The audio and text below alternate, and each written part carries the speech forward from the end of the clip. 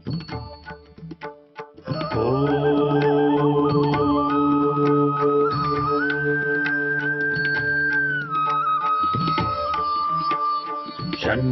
मित्रः शं वरुणः शन्नो भवत्वर्यमा शन्न इन्द्रो बृहस्पतिः शन्नो विष्णुरुक्रमः ॐ शान्ति शान्ति शान्तिः।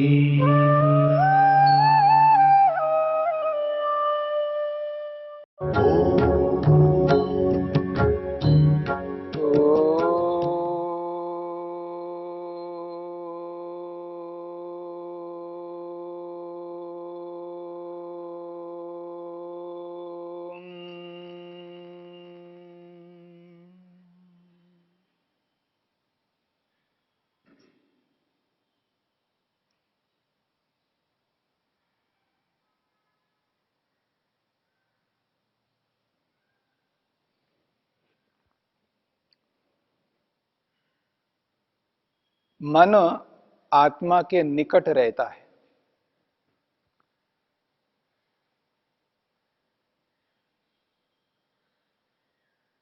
वृत्ति सारूप्यम की स्थिति जो है आत्मा के निकट मन के होने से दोनों पदार्थों को अलग नहीं कर पाता है।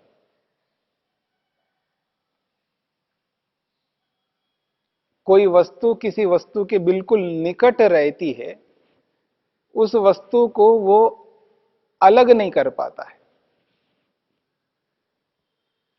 एकीकरण अनुभव करता है। यानी दोनों एक है, अलग अलग नहीं है, ये एहसास आत्मा को होता है। इसलिए उसको एकमेव दर्शनम होता है, एक ही बोध होता है, एक ही ज्ञान होता है। जड़ का अलग, चेतन का अलग बोध नहीं कर पाता है।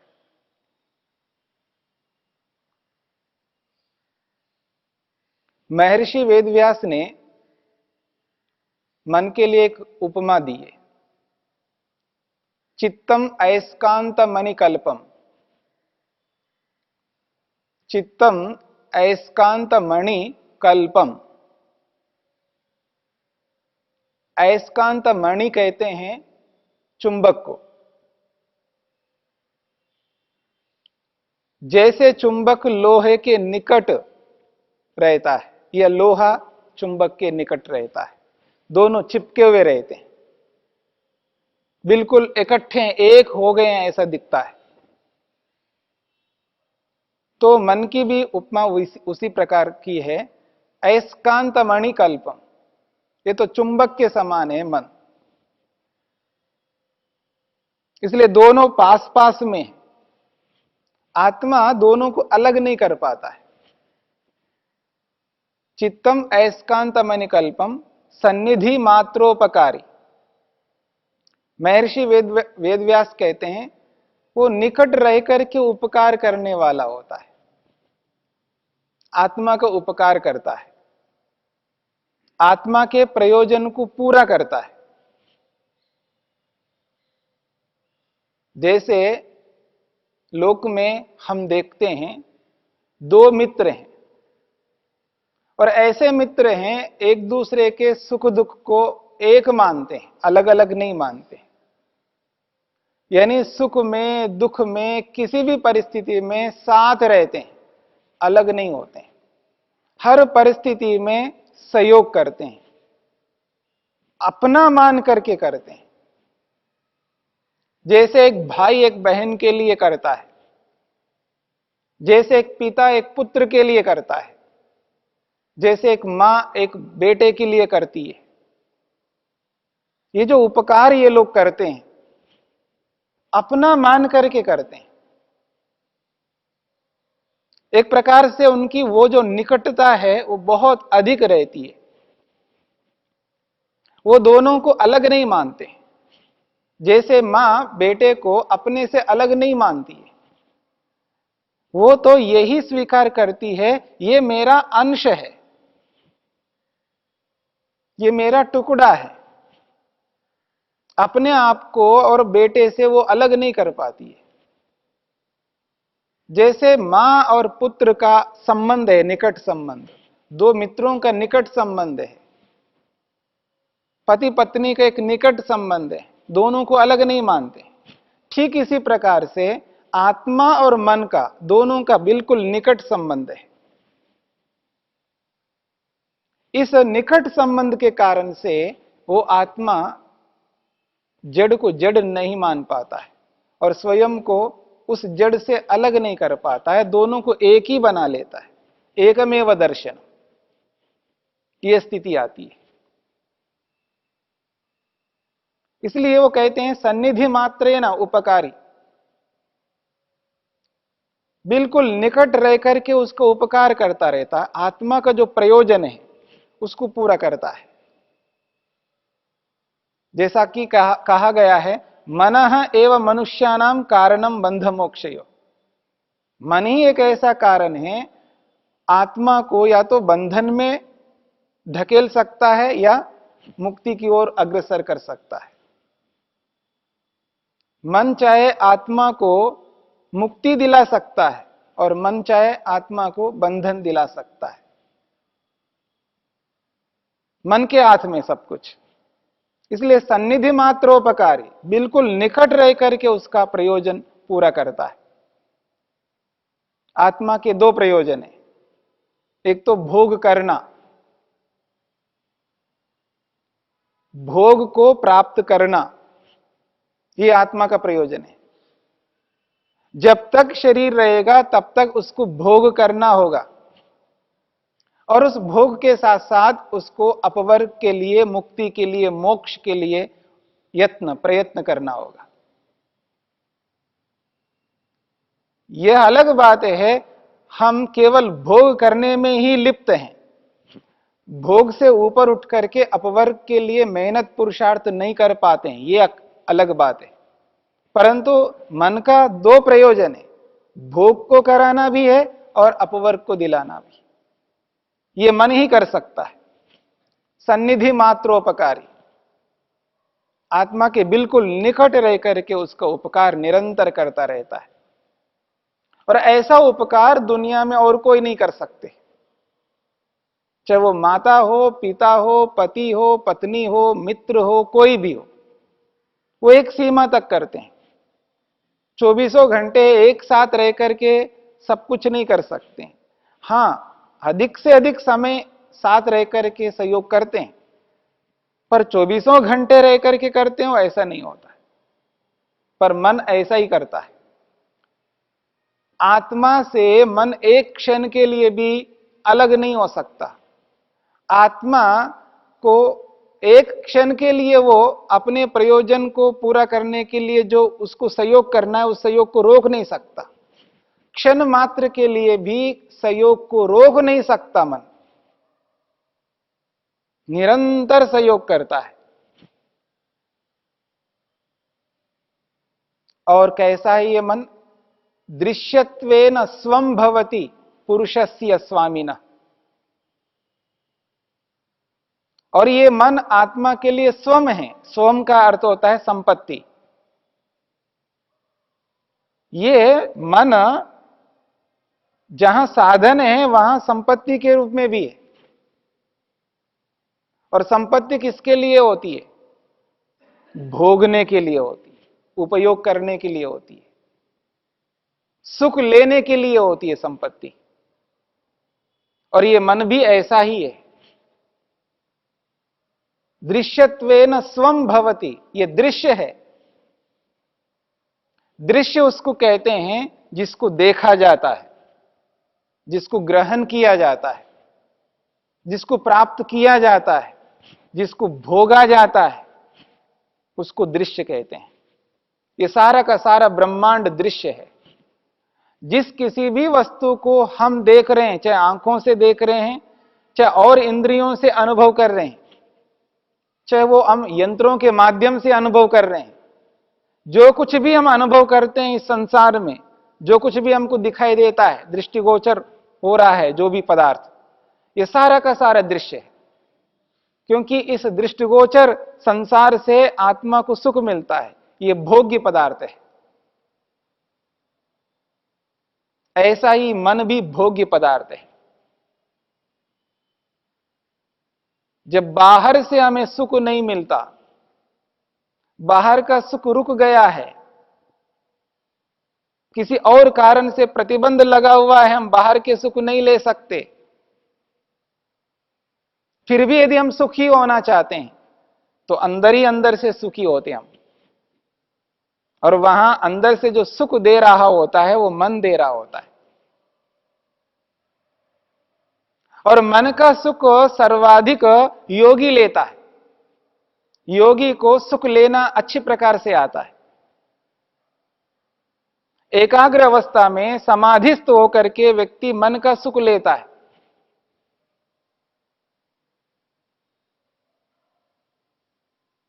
तो मन भोग्य पदार्थ भी है। जहां साधन है वहां वो भोग्य भी है, इसलिए वो दृश्य है।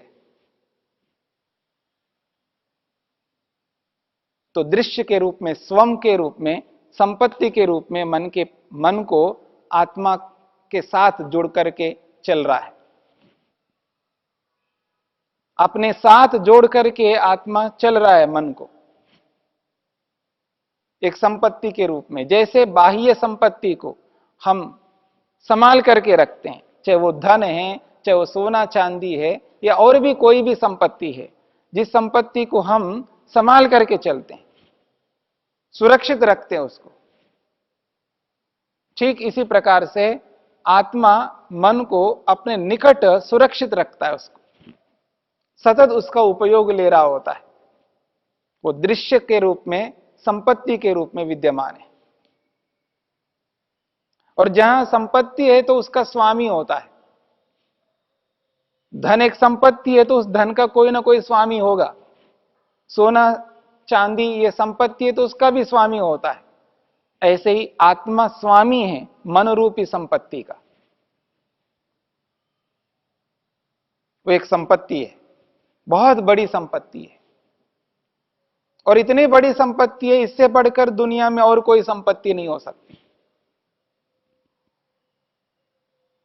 क्योंकि बाहर की संपत्ति तब तक हमको सुख दे सकती है जब तक उसको कोई रोकता नहीं हो, उसको कोई छीनता नहीं हो। जब वो संपत्ति हमारे निकट आती है, जब उसका हम प्रयोग करते हैं, तब वो सुख देने लगती है। और जब वो उसको कोई छीन ले, या पास में भी है लेकिन रोक लगा दिया, किसी ने प्रतिबंध लगा दिया, तो हम उसका सुख नहीं ले पाते।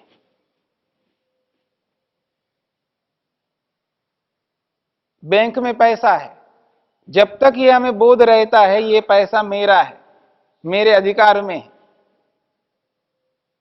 मेरे पास नहीं है, मेरे से दूर ही है, लेकिन मेरे को एहसास है ये मेरा है।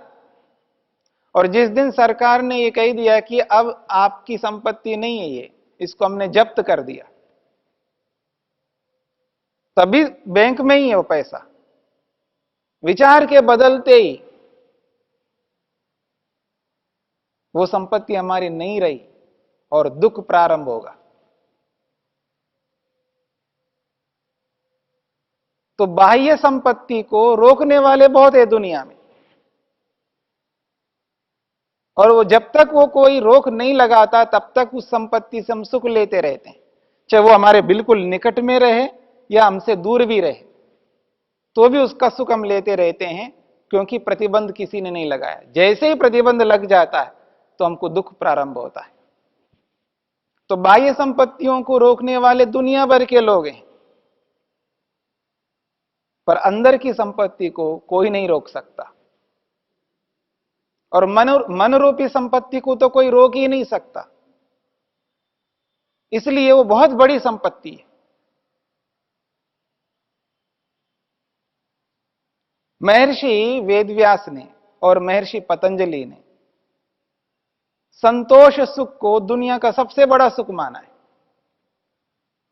संसार में जितने भी सुख मिलते हैं उन सभी सुखों में संतोष से मिलने वाला जो सुख है वो बहुत बड़ा है, उससे बढ़कर सुख और कोई नहीं है। और वो जो संतोष का सुख है वो हम मन से लेते हैं,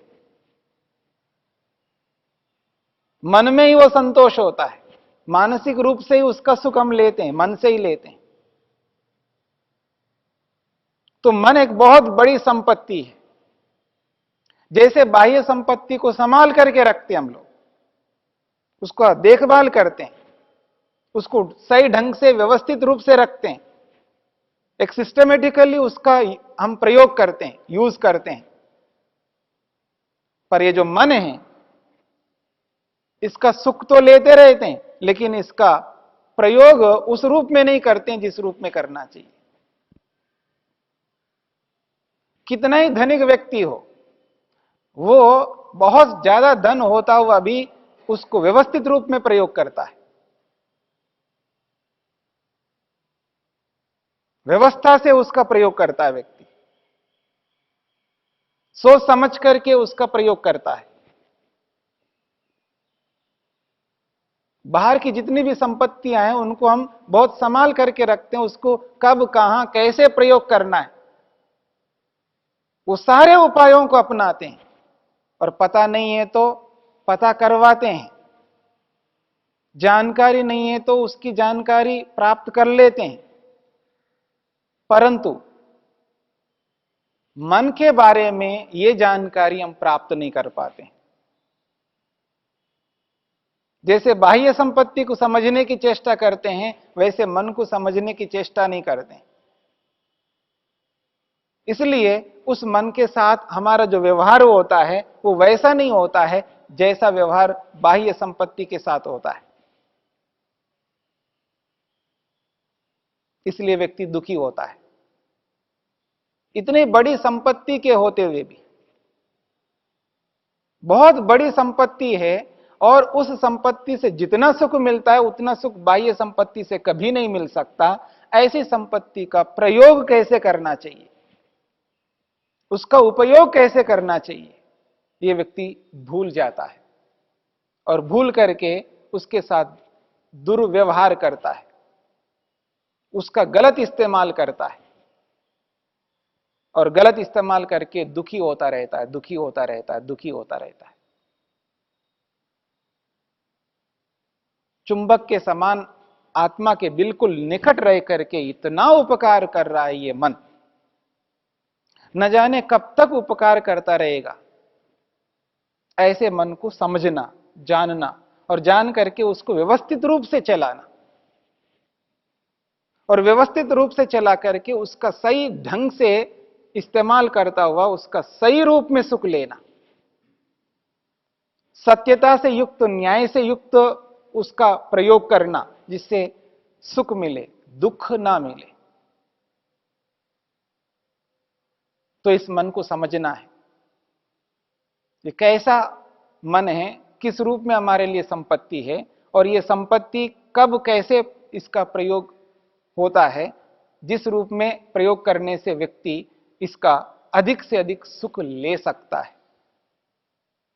ये योग के माध्यम से हमें समझना है।